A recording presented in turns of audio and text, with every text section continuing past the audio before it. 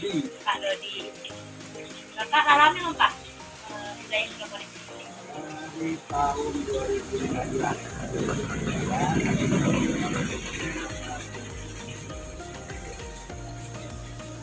Cara video ini Pak. Pak sekarang Pak, Pak pakai tanaman apa? Banyak sih sebenarnya banyak sekali sih untuk hidroponik ini banyak macam semua jenis tanaman terutama Selama ini pakai apa ya Pak bibit yang pernah Bapak pakai? sementara bibit-bibit sih seperti bibit-bibit yang ditanam di konvensional sih. Oh, kayak pakcoy, Pakcoy, terusnya sawi manis, terusnya sawi keriting, bayam, terusnya kangkung, selada.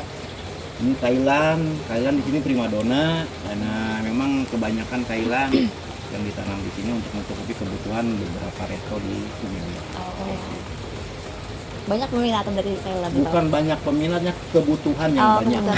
Yang butuh Pak. Kebutuhan. Terutama Karena restoran kan Pak. restoran itu kita nggak tahu sih peminatnya restoran ya. Iya. Kayak gitu, ya.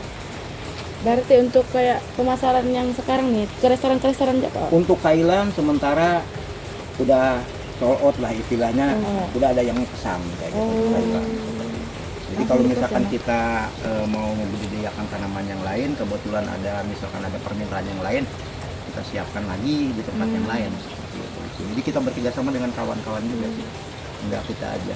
Oh jadi sebelum nanam ada konfirmasi dulu Iya. gitu, kayak misal pemasaran untuk produk nih gitu Pak. Iya harus. Jadi kalau misalkan kita nanam pemasarannya nggak ada, mau kemana? Iya. Dipikirkan seperti itulah. Itu pesan untuk generasi yang mau mulai berusaha sendiri. Cari pasaran dulu Pak. Cari pasaran, intinya cari di pasarannya dulu. Kalau harga jual Pak kan biasa kan misal orang berpikir oh hidroponik nih harga jualnya lebih tinggi. Gimana Pak menurut Bapak Pak misalnya Pak?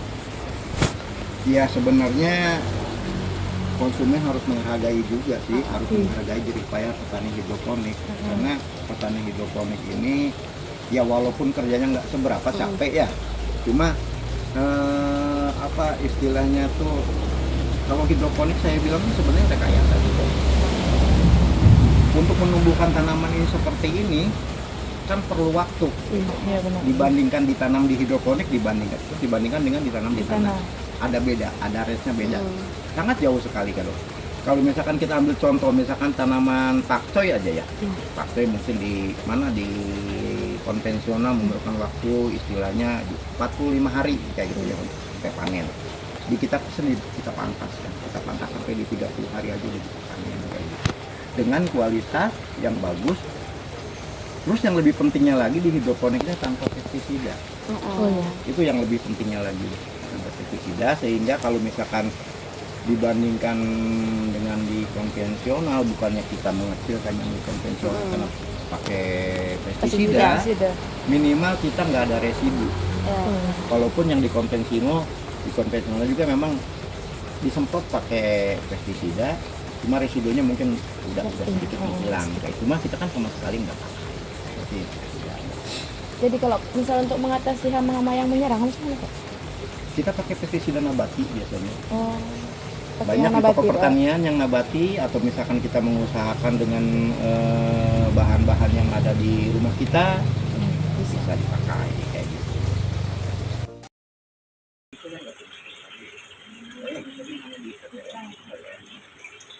Karena nutrisi yang saya pakai itu sendiri. Jadi ada salah satu ukur yang saya masukkan ke dalam nutrisi itu, di mana pada saat dia asam dia akan menjadi asam, dan pada saat dia basah dia menjadi asam, atau bisa dibilang kasar. Lebih kayak netralin gitu. Iya, netralinnya. Ukur itulah yang harus kita masukkan. Nanti ada banyak. Apa yang kita pemasaran tadi itu baru ada Pak cara pemasaran secara online. Kebetulan sekarang kita ini kan ada beberapa anak muda yang mau belajar hidroponik, gimana pemasarannya. Pertamanya mereka coba pemasaran aja nih, akhirnya mereka buat video. Yang pakai Facebook, pakai Instagram, pakai TikTok, segala macam lah kayak gitu. Mereka lah yang lebih tahu dibanding saya. Ya alhamdulillah. Sekarang kalau misalkan mereka nanam, selalu ada.